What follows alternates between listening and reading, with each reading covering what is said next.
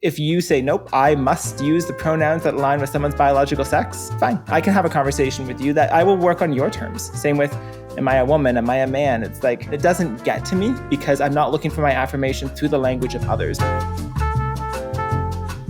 Hello and welcome to another episode of the Mark Groves podcast. Today I am joined by Julia Malott. Welcome. Hey, thanks for having me. I'm so excited to chat with you. I found you serendipitously through Twitter and the conversations that have been going on about gender. And I know in specific, that was more about the conversation that's going on in schools and even more specifically in Ontario.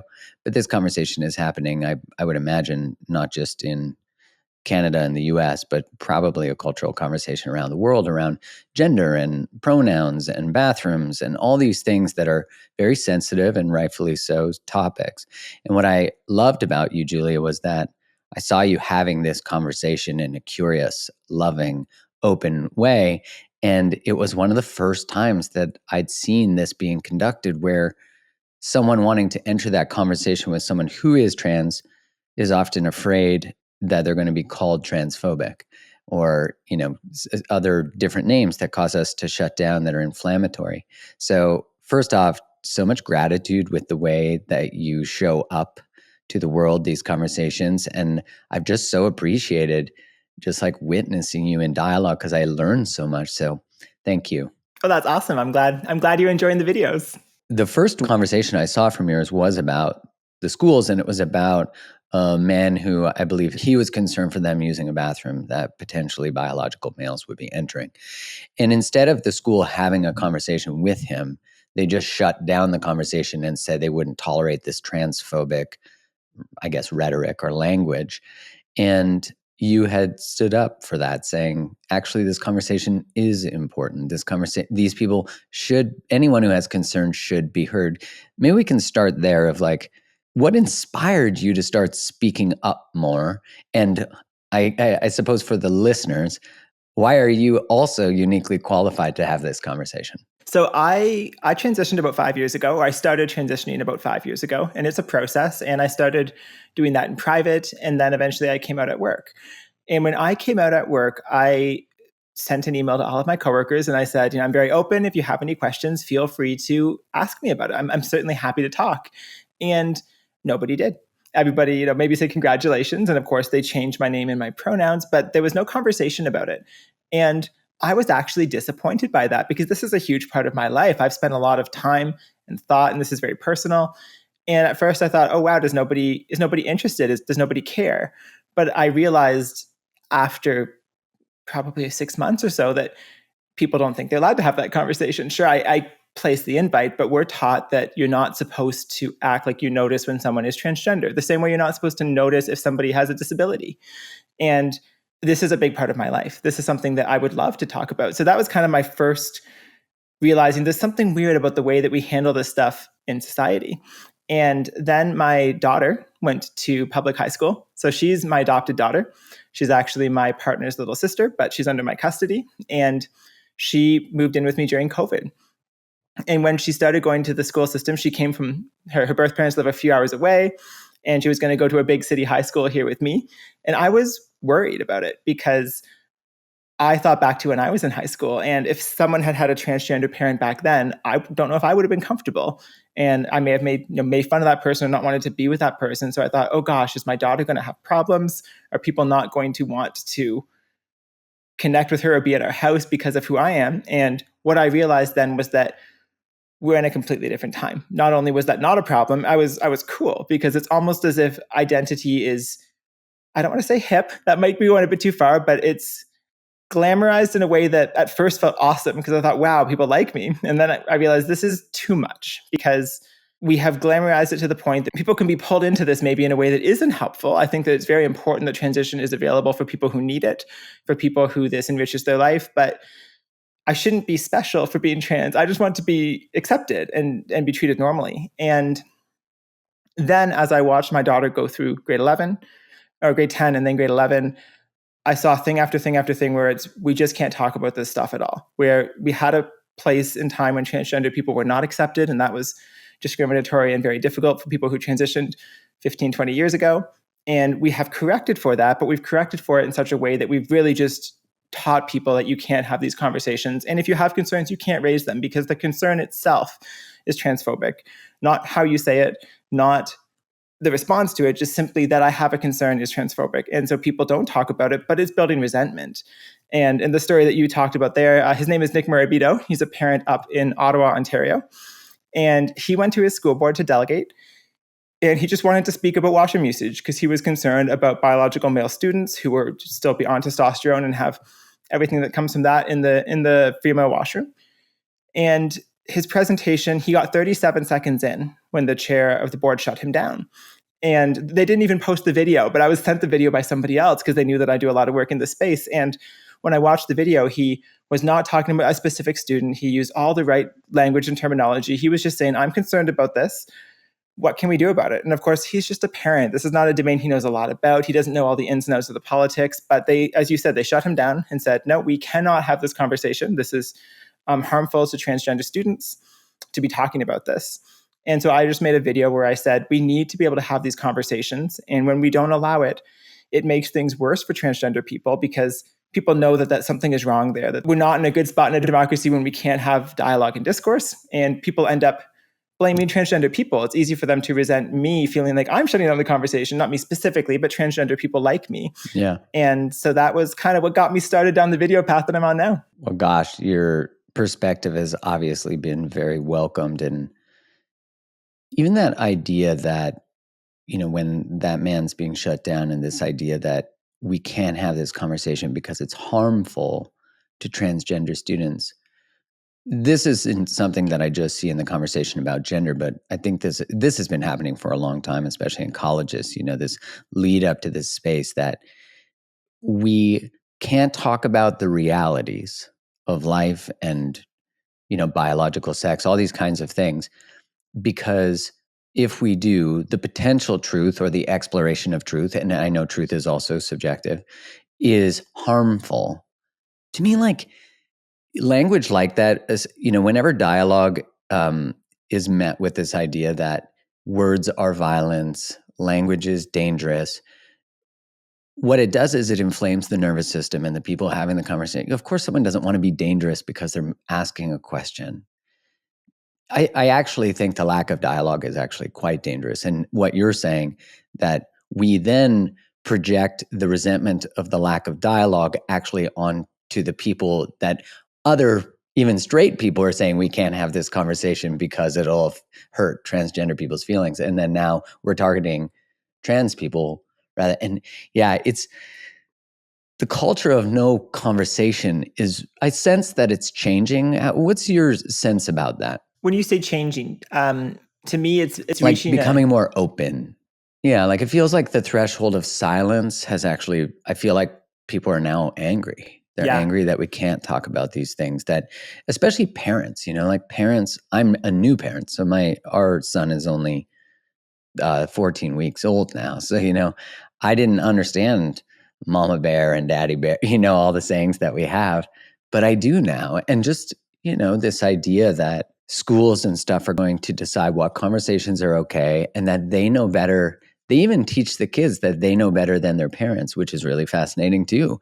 I think that's, if you look at the history of governments, that's actually one way that they create wedges between child and parent. Well, that is precisely what we're dealing with in Ontario right now. Every school board in Ontario, Catholic and public, except for one board, has a policy that if a student comes out at school and says, I think I'm transgender, I would like to go by this new name and this pronouns, but I don't want my parents to be told. I'm not comfortable with that. The schools have written policies that they won't tell the parents, that they tell all the teachers, that Jimmy is now going to be Jennifer. They'll tell the entire class. All the teachers? All the teachers, all the classmates, so they all know.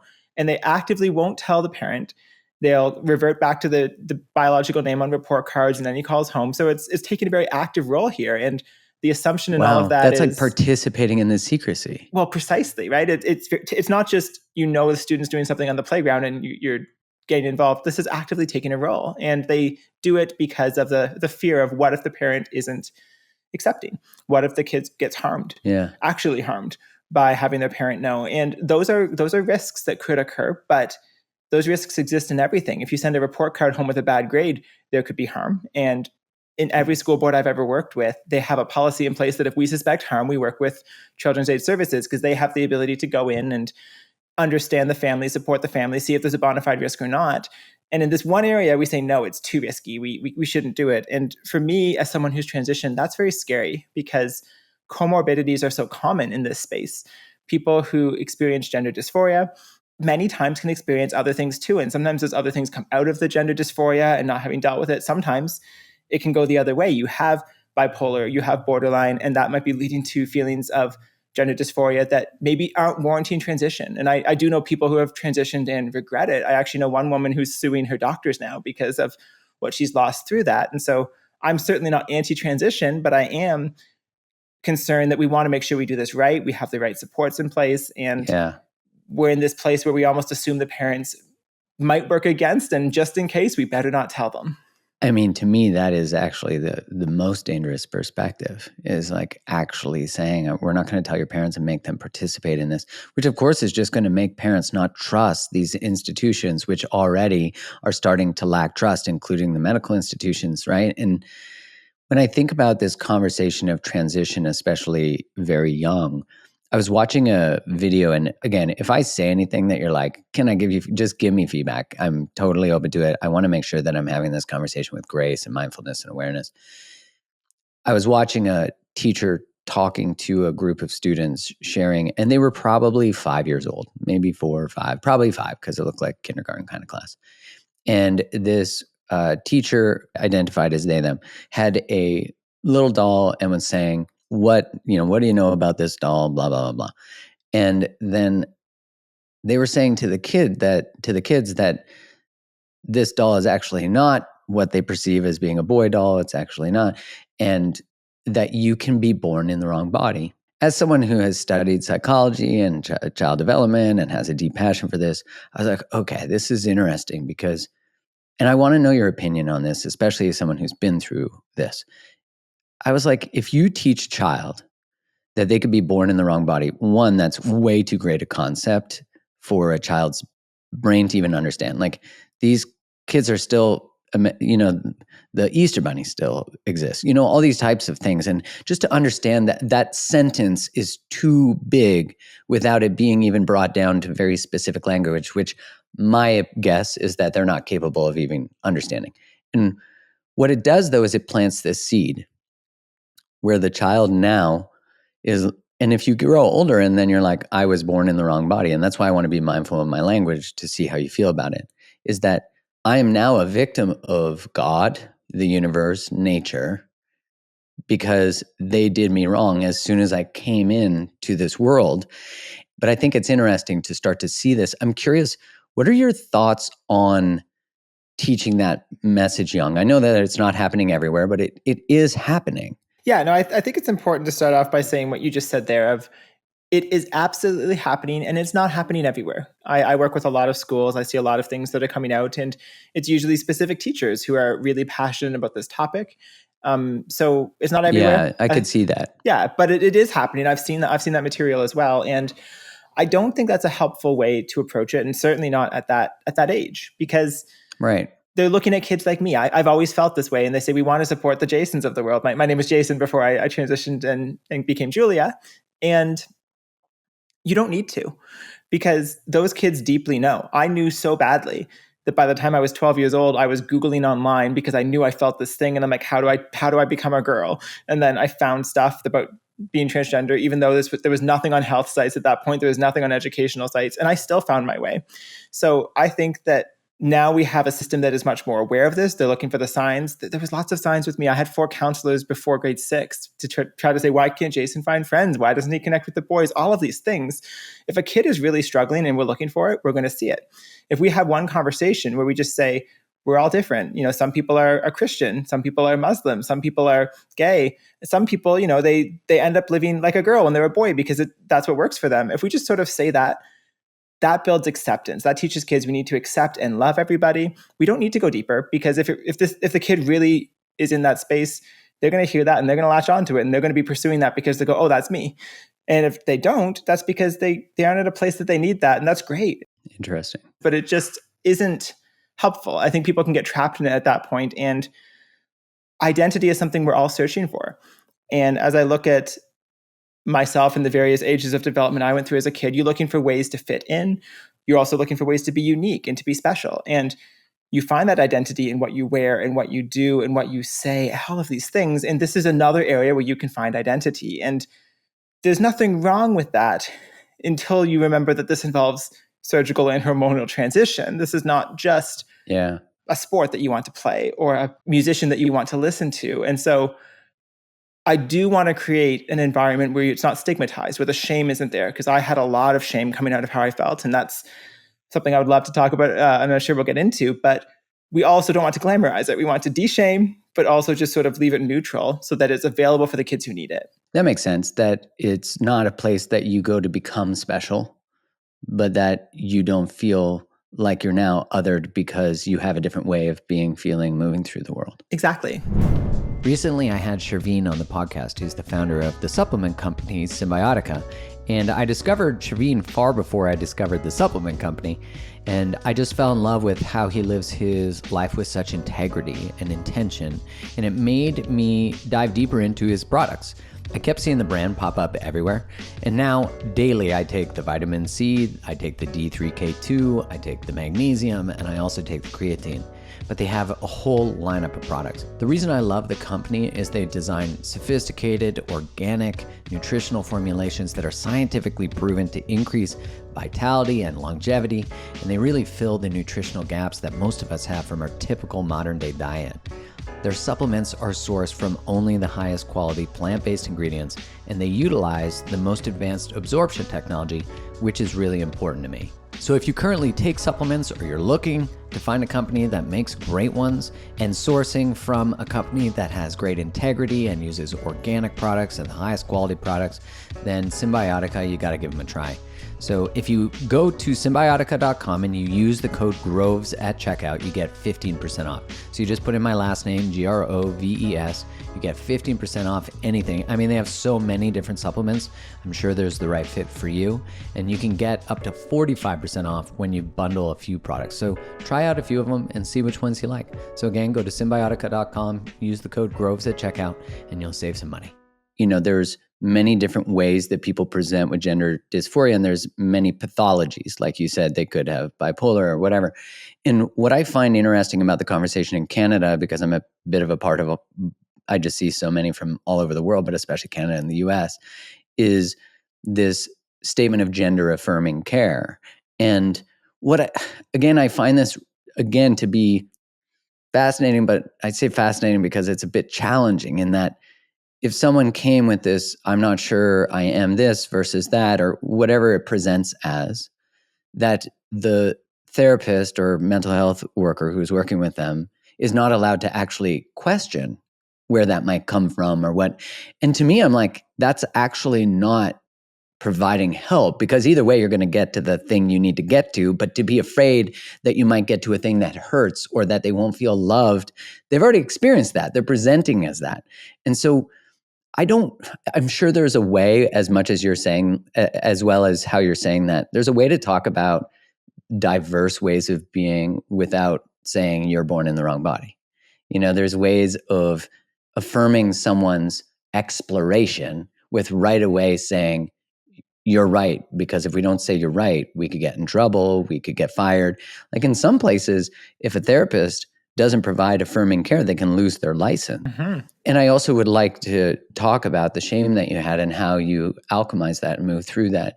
So to be more clear, what do you think about just the blanket idea that we must provide gender affirming care and that's the only option, and that can't include any curiosity or questioning of what brought in gender dysphoria? We have gone through a transition in how we think of transgender matters over the past 15 years. The attitude that we had 15 years ago was that, in a sense, this is a disability. And that doesn't need to be with stigma, but there's something wrong with me. And this is how I think of it as well. I am biologically male. We all know that. And that didn't work for me. Why didn't it work? We don't really know. Maybe there's something physiologically there. Maybe my brain is biologically more aligned with female patterns. Maybe it's purely psychological. Maybe it's my upbringing. It could be all of these things. But for some reason, something's going on. It was not working. And so we live in a compassionate society that wants to see people thrive. And there's a solution here that we can utilize that allows me to thrive. And so I'm able to do that. And I think it's wonderful. That's how we used to view it. How it's tending to be viewed now is more diversity is a good thing for the sake of diversity. That think of your gender and your sexuality however you want, and wherever you land, that is a good thing.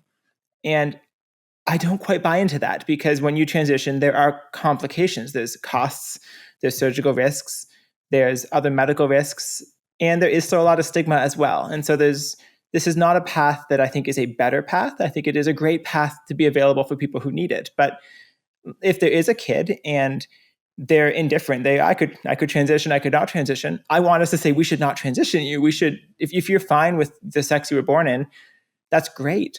Then we should leave you there, because then you will be fertile and you have all these opportunities. And what you described is what we're seeing, though, that the therapists have to be very careful, because in Canada we have an anti-conversion therapy law.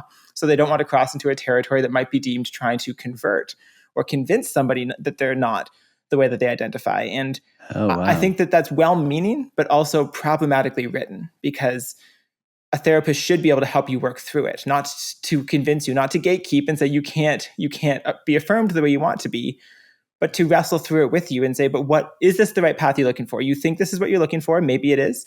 Let's explore. Let's make sure this is it, because it could be something else. And when you talk to people who have detransitioned, that's what comes out is that wasn't what I needed. And now that I've gone through surgeries, I've come to learn that wasn't what I needed. And that's where I think people are getting stuck. And it's very scary right now, because we also have lots of, especially teenagers, coming in.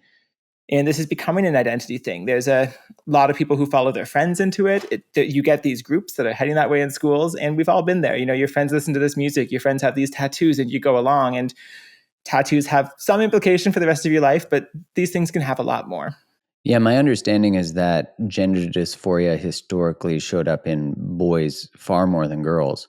And now the transition from girl to boy is actually dramatically increased. Like, I forget, there's a journalist who's written about it. You'd probably know the stats better than me, but it's something like a 4,000% increase. Like, it's huge. Yeah, and the argument is, well, the world is more open, and so that makes sense. But the criticism of that argument is, well, then we'd see that or a similar increase in every age group. Can you speak more to that? Is it like, from my understanding, is that there is an element of like how especially teenage girls manage anxiety and things like that is sort of becomes viral, like cutting was for a little while. And not to minimize like someone's transition as just being a coping mechanism. I certainly don't mean that. But yeah, can you speak a bit to that? Yeah. So what you described is exactly correct. That back when I was a kid, I think it was something in the realm of 70 to 80% of people who transitioned were born biologically male, and they were transitioning to be women. And now it's completely reversed. The vast majority are actually teenage girls who are transitioning to be men. But it's not that the numbers have decreased. There are still more boys transitioning to girls now than there were back 25 years ago. But we've added this massive quantity of girls who are transitioning to be boys on top of it as well. And the pattern tends to be the same, which is it occurs around puberty. So this is something we see arise in those early to mid-teen years, right around the time that you're starting to grow breasts and you have your period and you're becoming sexualized and all of those things. And people then come and have this new identity where they identify sometimes as non-binary, sometimes it's male. And I'm not here to say whether any given person is valid or invalid. I obviously can't diagnose that, and it's complicated. But what we are seeing in the numbers is certainly concerning, that we have such a huge proliferation of that. And for me, what I've noticed, I do work with a lot of teenagers and have a lot of them in my life here with the work that I do. And often the transition doesn't seem to make them happier. They go along with this, they're finding their place, and they kind of move into that LGBT space, and they have that community, but they don't seem to be happier. Those are the ones that I'm the most worried about. My daughter is 16, and she has a friend who is born biologically female, transitioning to be a boy. And this friend feels different than a lot of the ones that I've seen. He's very, very grounded, and he comes over to my house a lot. And we were chatting about this once, and he hasn't started puberty blockers, and he hasn't started on testosterone, and he's almost 17. And lots of kids by his age have done that. And when I was talking to him about this, he said, I want to, I'm excited, but it's a big decision. This is a big decision. I really want to make sure, I'm sure there's a lot of risks to it. And I thought, wow, what a level head. And yet this is also the kid who I think of all the ones I've seen, I'd be most comfortable, because this kid seems so happy and seems so prosperous as a boy.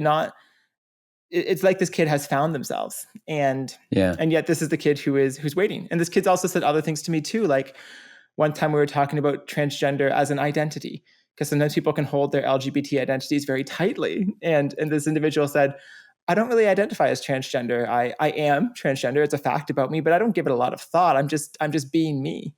And that to me is a really healthy relationship with your identity, compared to some of these people where it becomes their everything.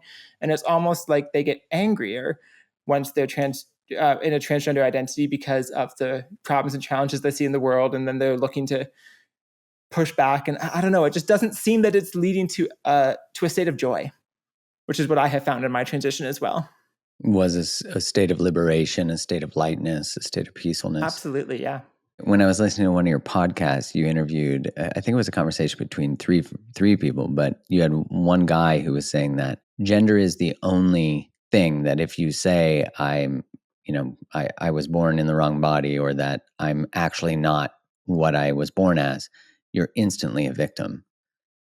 Am I getting that right? It was a really powerful statement. You shared it on Twitter. Yes, that was Neil Doran. And yeah, no, he is not transgender, but he's done a lot of research in this space. And that was exactly what he said, that when you look at a lot of the marginalized identities, this is the only one that you can self-subscribe into. And he did caution and say he's not saying that's what people are doing. He, again, does not know any given person. Yeah, of course. But there's something to be said about that. I do think that there's something to be said about this draw we seem to have to want to be able to be in a victimized place. And for me, that's a journey I've gone through. So I had executive life coaching a few years ago, which changed everything for me. And I had this just as I was starting my transition. And when I first transitioned, I was still in a very self-victimizing place of looking at some of the challenges I had in my life and putting those in other people. But when I had this coach, he would tell me to be cause in the matter in all things, was the phrase that he would use. And he would say, I take a stand, Julia, that you are the cause of all matters in your life. And I thought, oh, that's inspiring. And I liked it. So I kind of was trying to live by that principle for a few weeks. And I think maybe 4 or 5 weeks later, I went back to him annoyed. And I said, I'm not the cause in the matter of everything in my life. Look at all these things that are happening to me. And I told him some examples from that week. And then he said, I never said that was true. I said that I take a stand that you're a cause in the matter of everything in your life. And he clarified that that's not true, but it's better to live as though it's true than it is to live as though things happen to you. And for me, that was one of those moments where I kind of flipped and I thought, oh, wow, I can make this whatever I want to make this. And I think that when you transition, it's very easy to not be in that space, because inherently you transition, and you usually do that privately at first. So you go and find a community who affirms you. You may be not ready to tell your parents or your coworkers, but you find a support group where you find a few close friends, and you stay there where they're going to call you the pronouns you want, and they're going to call you the name that you want. And it's easy to keep staying in that affirming place, because the world can be scary and the world can be cruel. And the more we stay in that spot, though, the more we're not living our full life. And then it's easy to get into that victim mentality of everything you don't have and blaming the world for it. And that was where I was, but it's something I've been able to break through from. Yeah, that transition to like the having a responsibility for everything in our lives, or at least the things we say yes to and agree to keep in our lives, is so powerful, because all of a sudden now we're in charge. Who do we want to interact with? How do we want to perceive things?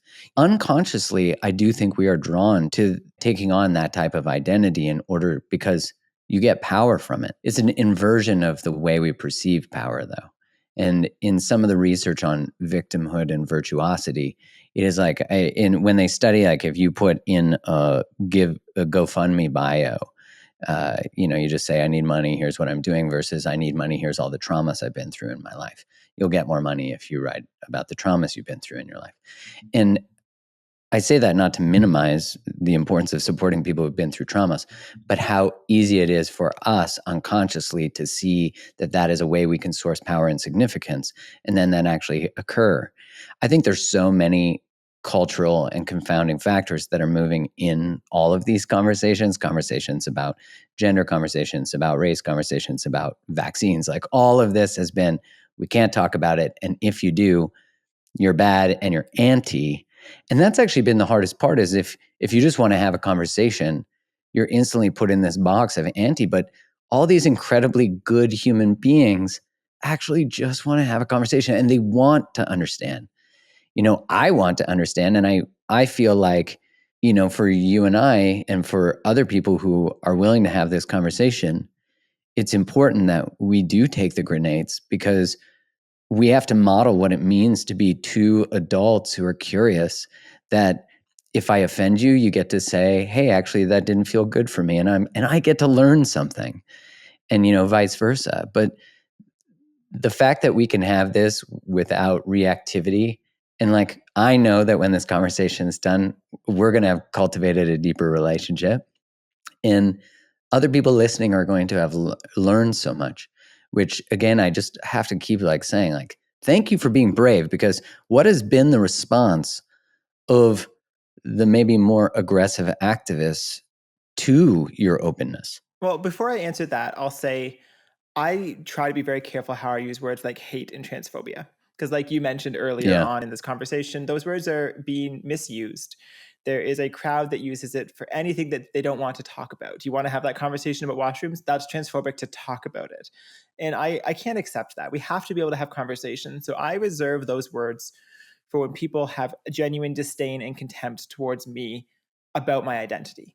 And that does exist. There are those people out there. That's not most people. That's very, very, very few people. And I think that's why I can have the conversations that I have, because there's these whole crowds of people that get shut out from even knowing a transgender person because they have a concern, because they don't know something, because they are uncomfortable being forced to use pronouns that don't feel authentic to them.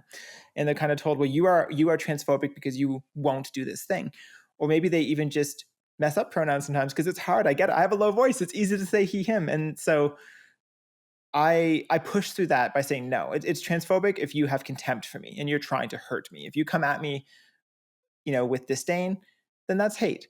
If you come at me with an open heart and you want to get to know me, I don't care what you say. I will never consider that to be hateful. That's always an opportunity to have a relationship. And so that's allowed me to make a lot of close connections across our political spectrum and across the spectrum of opinions on transgender matters. I have friends who are transgender. I have friends who are deeply progressive, but that carries over to I have friends who are gender critical. I have friends who are very conservative, who are very religious. And these people just want to love, as we all want to love. And I try to create that Yeah. space where we can connect. However, there are those factions, especially on the extremes, where hate really does live and thrive. And so for me, I kind of have three different categories of hate that I've conceptualized myself. The one is the trans rights activists themselves. So these are people who are pushing strongly for transgender rights, but it's very rooted in a postmodern way of conceptualizing the space. And so they tend to have a very rigid oppressor mindset, and the world of non-transgender people oppresses transgender people, and we have to push back against them. And so to them, me talking to these people who they view as the problem simply because they have a concern or two about a policy or something that's going on, they then view me as a big threat because I'm giving legitimacy to these people and I'm kind of propping these people up by being transgender and engaging with them and having community with them. So I do get a lot of hate from that group. And then there is the far ends of the religious space. Again, I have tons of friends who are religious, and I think it's wonderful. I spent 30 years in an evangelical church, so it's definitely a space that I know and I love dearly. But there's obviously certain factions where hate flourishes in religion, where the attitude's not follow Jesus and love. The attitude is you must believe this and you must be like this, or we're going to direct hate towards you. So that does exist as well. And then the third group that I think not everybody is aware exists is what's known as radical feminism. So the radical feminists, it's a movement that comes out of the 70s, and it uses that same postmodern mindset that the trans rights activists utilize of an oppressed oppressor mindset. But to them, it's men are the oppressor, and women are the oppressed. And of course, in all of these spaces, whether we're talking about transgender, whether we're talking about man-woman divides, there's an element of oppression, there's an element of privilege. These things do have some merit, but it's easy for people in these spaces to fall into an all or nothing perspective where they can see men as the problem with everything in their life. It's always men, it's always oppression. And so for these people, transgender women specifically are the physical embodiment of, men taking their form Oh, and wow. erasing them. That's interesting. And so they have these very, very specific talking points they tend to utilize in that space of, the erasure of women, and they'd call what I am women face because I'm mocking them. And that's actually the meanest, harshest group towards most transgender people. And so that's a group that I've encountered as well. And that's actually been a part of what I want to do, is to create a very clear distinction between people who really do hate transgender people because they're radical feminists or because they're extremely religious, and people who just have concerns. People like Nick Morabito, I mentioned, who wants to talk about washrooms, or people who say, I'm really concerned about our prisons and some of the policies going on there, but I have no problem with someone like Julia existing. I just think we need to rethink this policy a bit. And I'm trying to separate those two groups so that we can have the conversations we need to have and also more clearly identify where hate is. Yeah, so important, because I think what happens is those loud voices scare both people like yourself who want to have these conversations and be in dialogue, and they also scare the people who are just curious and have concerns. And I mean, gosh, 99.99999% of the people I know who are straight, who want to have this conversation, love the transgender people they know, would support anybody. And they're just like, should trans women be in women's sports? Should we be sharing bathrooms? Should prisons be? I mean, those are all important conversations. And what I find interesting about the conversation is that when we talk about sports, for example, and again, I know for you listening, you might be like, this podcast is really going on the edge. Yeah, we have to talk about these things.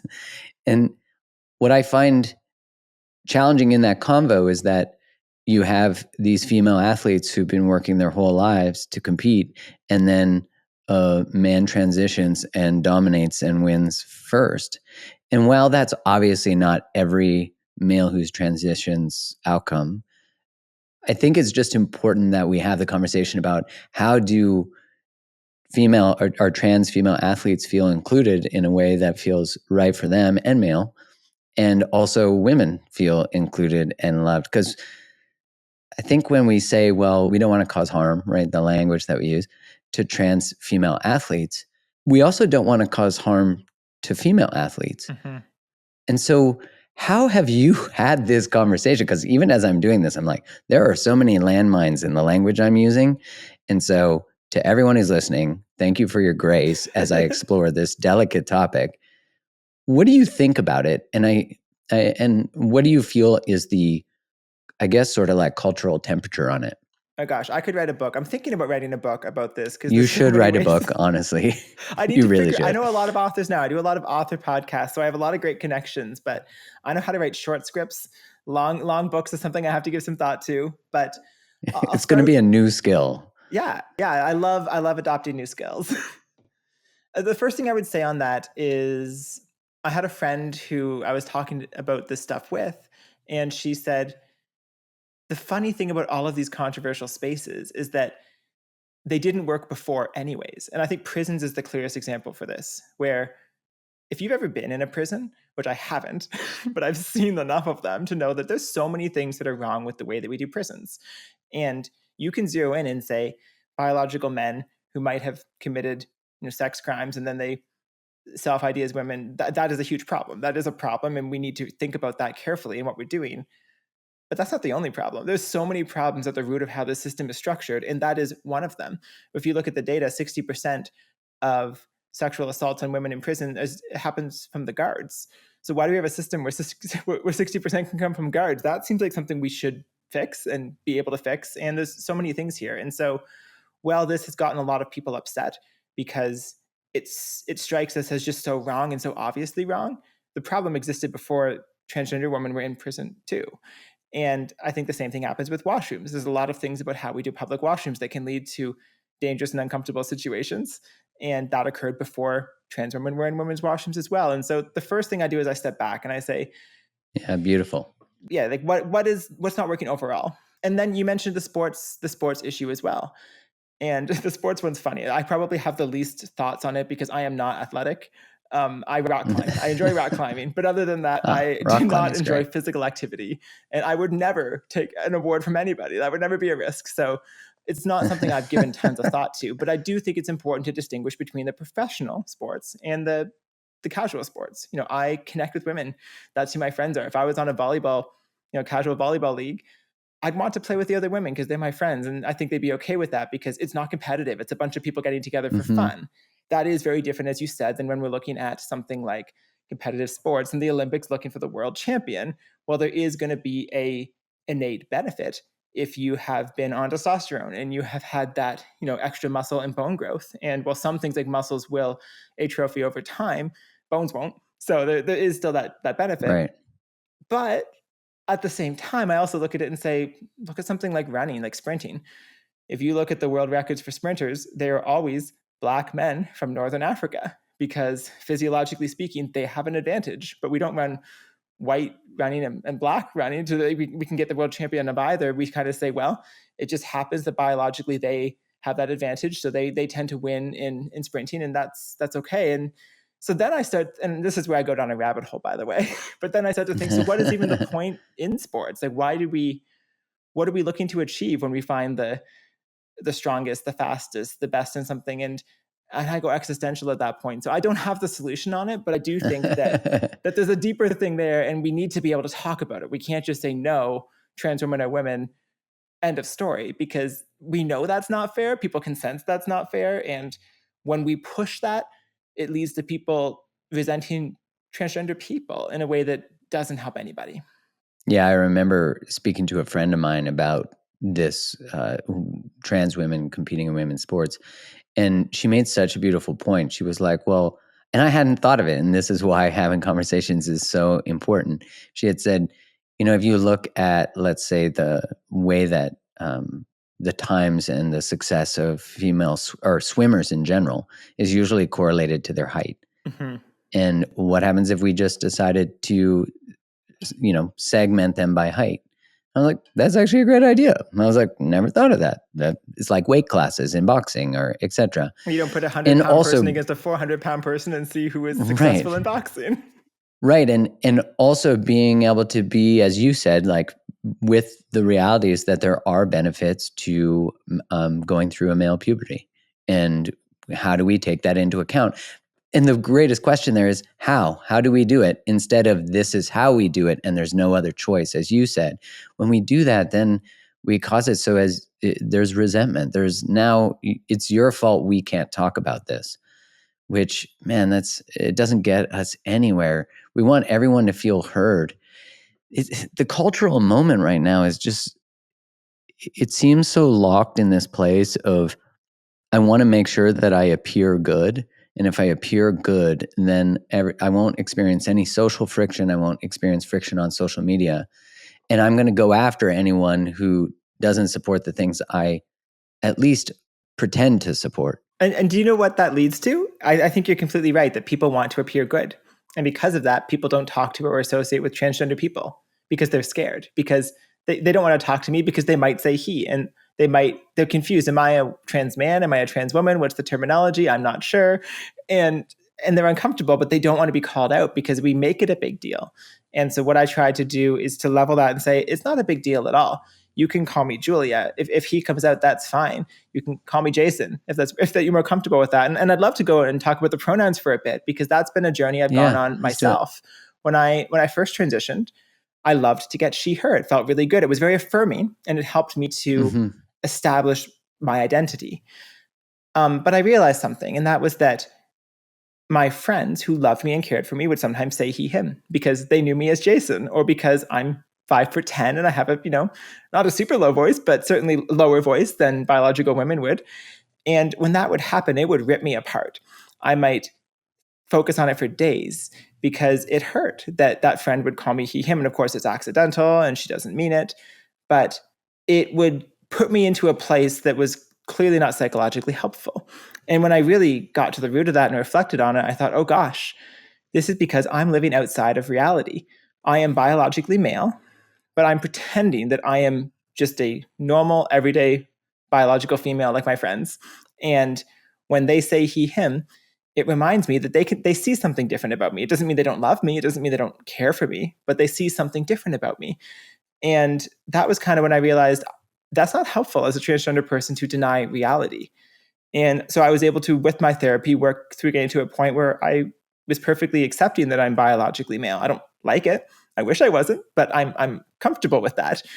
And so that doesn't get to me anymore. And I was able to take that then a few steps further to get to the point now that when I'm connecting with people, I can say, call me what works for you. I would prefer she, her, but if you say, nope, I must use the pronouns that align with someone's biological sex, fine. I can have a conversation with you that I will work on your terms. Same with, am I a woman? Am I a man? It's like, if you say, nope, you are a man, I only use those words on a sex basis, then I'll say, okay, that's fine. If they say you have to be Jason, okay, well then I'll be Jason, that's fine. And it doesn't get to me because I'm not looking for my affirmation through the language of others, which allows us to have conversations, allows us to bridge that gap.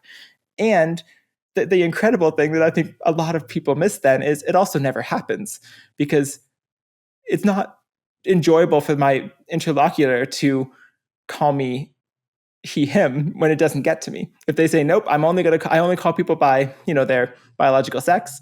And I say, okay. And they call me he, him once or twice and I don't react. They start to feel bad. They're like, oh, but you'd rather have she, her, because who wants to intentionally say something that the other person doesn't want? And it doesn't prove a point because I'm accepting of it. So there's a lot of people who very publicly online will only ever call people by their biological sex, and they'll make exceptions for me. There was a prominent journalist in the feminist space who once sent me a private message. She wrote an article about me that was published. And in that article, of course, I'm a trans-identified male is the terminology that she uses. And she wrote a letter to me and she said, I'm sorry I did that. I can't make exceptions for trans people who I like because it's a very it's a publication where this is what's expected of her. But it's like, even then she felt bad. And I just think that there's a lot of space here that we could be having these conversations, but the language ends up being the barrier so often. That openness that you have to other people's learning process and whatever is comfortable for them, as you said, even about that journalist, is there's a shift for them. There's a shift for them because there's an allowance. I remember once getting a friend of mine's pronoun wrong, and I kind of got scolded for it. And I was like, oh my gosh, like I'm sorry, it's not intentional. There was like a condescending kind of reply to me.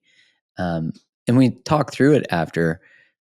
And because really what I was sharing was I'm learning, like give me space to learn. I'm not just going to get it right. Like not only do I have all the years of my age that are programmed to use a pronoun with a certain visual, but also I know you, and that, that we just need grace for that exploration. When you were talking about that getting right with, I guess, reality, that seems so liberating. Like when you finally just sat with that, then was the liberation coming from no longer trying to fight it, but rather just release and relax into who you are and what you're doing and how you're showing up and all that kind of thing? Exactly. It was a powerful shift. It was truly accepting who I am. And I don't have external affirmation. I have internal affirmation. And that internal affirmation isn't even saying I'm a woman. It's saying I'm me. I'm just Julia. And I don't even have a word for what I am, and that's okay. And it is, as you said, extremely powerful. And it makes me resilient in a way that I had never imagined. I don't get hurt by the comments online because if someone says you're a man, it's like that's true. I'm biologically male, and that doesn't that doesn't you affect can't burn me. Yeah, and if they say something that's not true, they say you're a pedophile who preys on children. Well, that isn't true, and there's no basis for that. And so, false things don't hurt me. True things don't hurt me. I don't get hurt, and I think for a lot of us, it's the true things where we end up getting the most hurt because we have insecurities around what we know deep down we know is true about us, that we're not good at something, or that we, have shame or something like that. And I've been able to offload a lot of that, which has been really awesome. Yeah, you were talking about shame and your exploration of it and moving through it. What you just said there is so powerful in that when someone points to a truth that we're afraid of or haven't accepted or are trying to hide, naturally we're going to be reactive to that and hurt by that. I mean, you've certainly built up the right perspective to prepare for your acceleration on social media. So well done. You didn't know you were being prepared like a Jedi to be on Twitter, because Twitter is, of course, the place of all trolling. Yeah, can we talk a little bit more about your journey with shame and how that showed up for you and how you moved through that? Absolutely. So, as I mentioned earlier, I was 12 years old when I came to identify myself as transgender and thought, oh, that's me. And I read the descriptions of people's blogs because it wasn't medical resources, but it just echoed exactly how I had felt. So that was comforting to know, oh, there's a word for this. Oh, other people feel this way. But it was also something I didn't feel I could talk about because we did not talk about this in school. We didn't talk about it anywhere. And I was at a evangelical church. And this was right around the time that gay marriage was a controversial issue in Canada. So our church would have the anti-gay speakers in and we'd be signing all the petitions. Well, I wouldn't because I was a kid, but the adults would be signing these petitions against it. And I just remember thinking, oh gosh, if being gay is this bad, they're not even talking about whatever I am, but this is way worse, right? Because this is like being gay, but also changing your body and all of these things. And so I told nobody until I was 18. I told my girlfriend at the time then, but I held this immense shame that I was embarrassed and I couldn't even talk about it. And I would go to amazing lengths to hide this from my parents. I would write journals on an encrypted floppy drive, and I would like encrypt the floppy disk, and then I would hide it in my bedroom, and it would be labeled something else, and all of these things. And my parents didn't know anything about computers, so they wouldn't have known how to put the floppy into the computer, probably. But I was that and worried. You encrypted it too. And I encrypted it, right? And I was that worried though of like, but what if they found out? And really, what if they found out? Like, I knew my parents wouldn't have hurt me or something like that. It was the embarrassment. It is so wrong that I feel this way. And I have to bury it at all costs. And so, as I mentioned, I told my girlfriend when I was 18. And neither of us knew what to do with it. But I just kind of said, like, I'm not going to transition, though, of course. I'd never do that. So we just didn't talk about it. And 4 years later, I married her.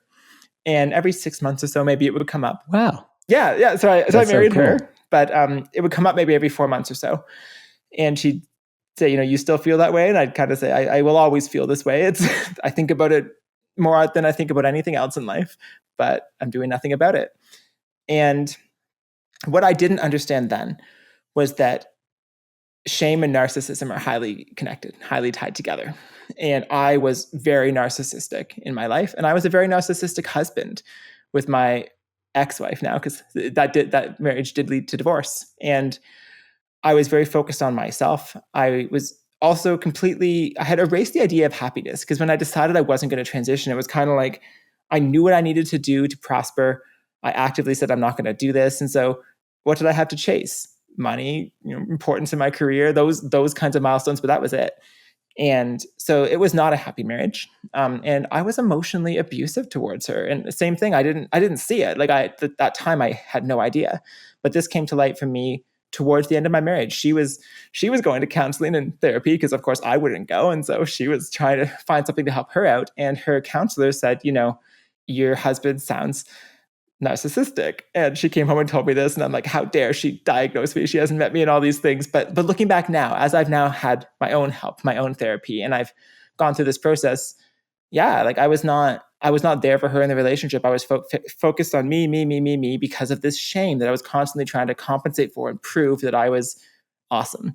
And I want to go out and get glory and praise just to know that I was not as broken as I was. And when I was 28 years old, I ended up kind of driving my life into a wall.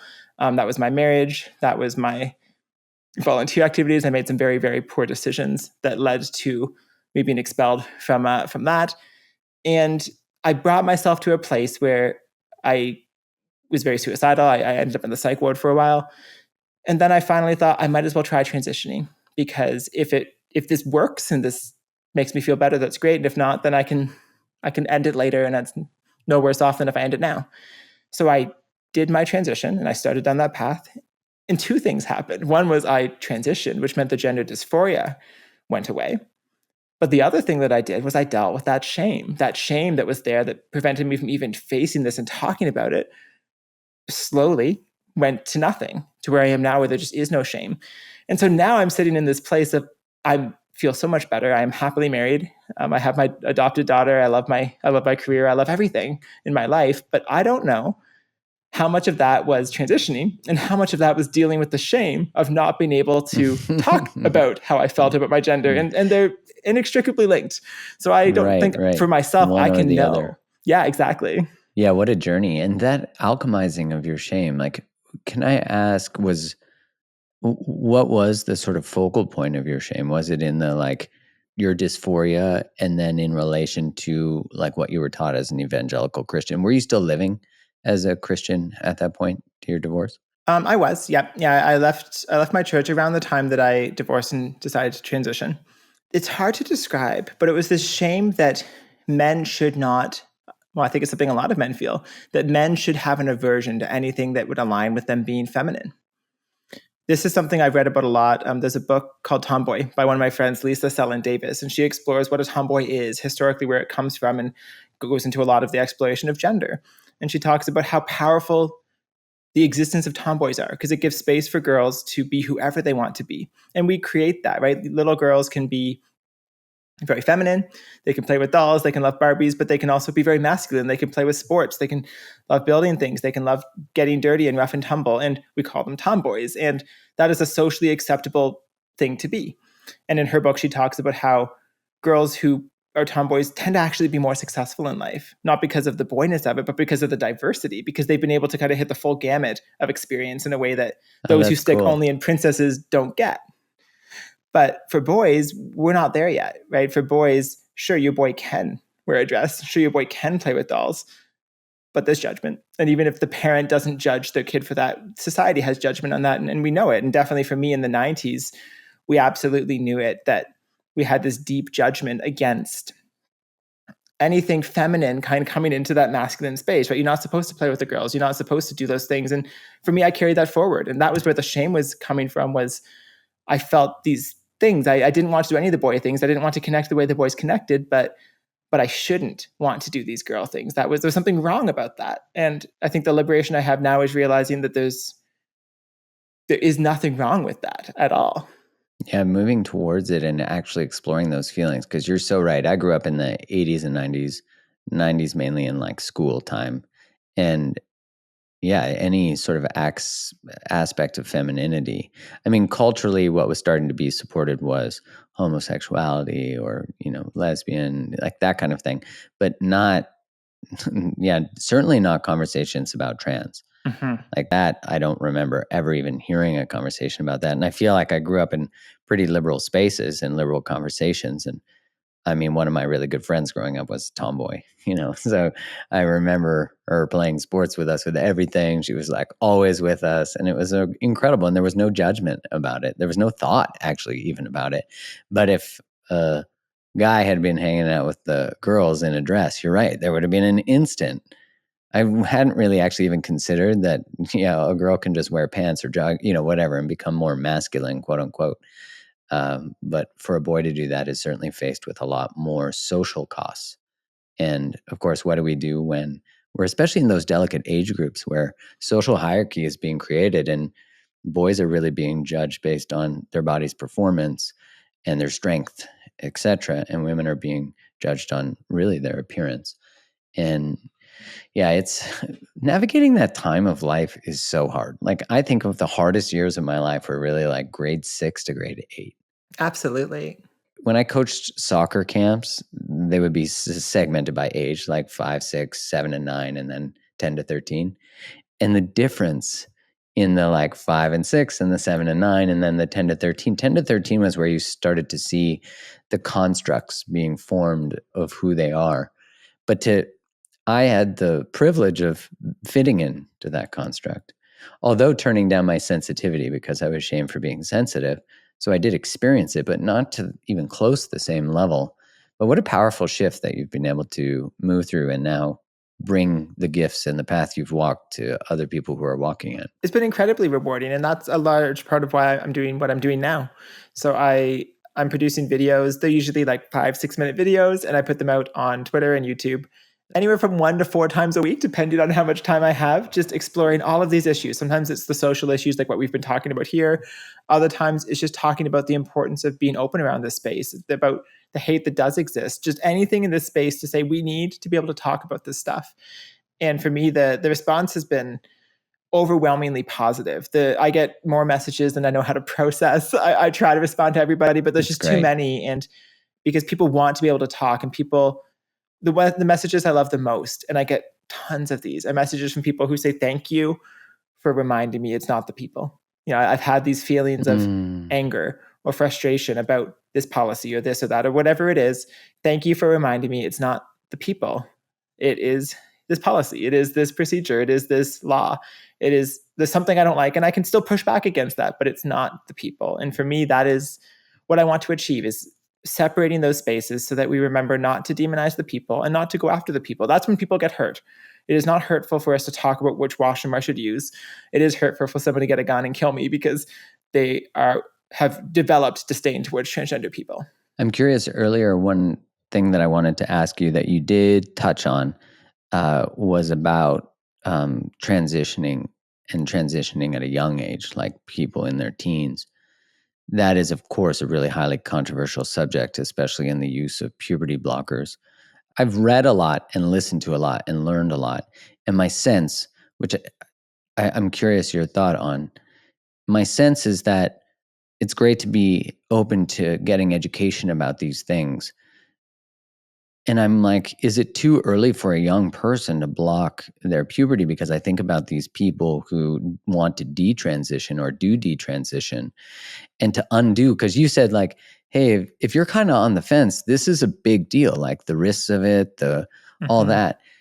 That seems to be where the center of like anger is that parents are like, hey, actually, no, you're not going to be giving my kid puberty blockers because they're actually not even studied in these places and they don't know the long-term effects, and they're used in combinations that are not studied.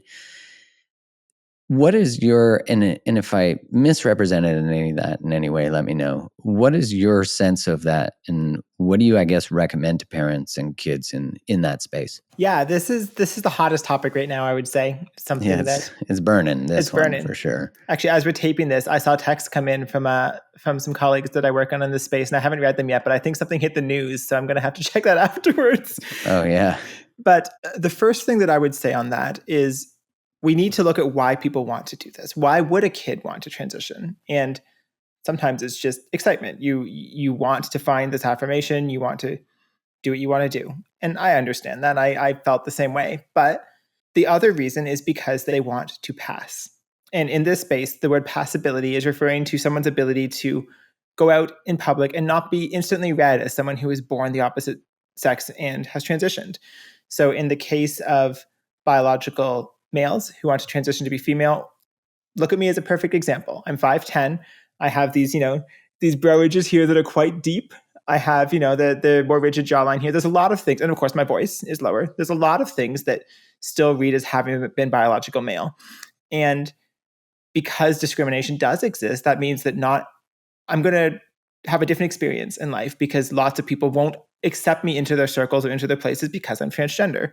And that's the big driver, is a desperation to pass. And if you pause puberty and you get people on cross-sex hormones, they will pass because all of those changes that testosterone brought upon me will not happen to that individual. And while they will not be female, while they will not have a uterus and be able to have a baby, they can go through their life, they can enter any women's space that they want, and no one's going to complain because nobody will ever know that person is biologically male.